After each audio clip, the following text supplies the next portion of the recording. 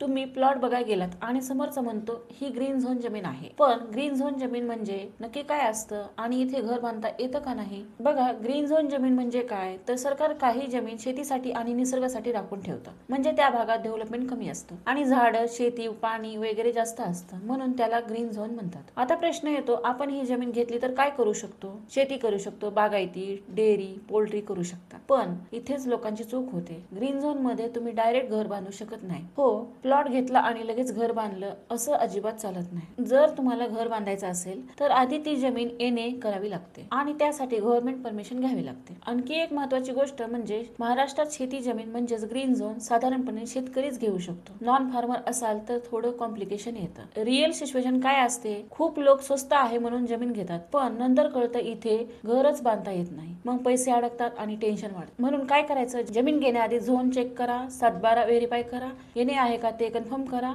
हे केलं तर सेफ राहाल. तर सिंपल आहे, ग्रीन झोन जमीन म्हणजे इन्व्हेस्टमेंट ओके, पण घरासाठी घ्यायची असेल तर आधी फुल चेक करा. धन्यवाद.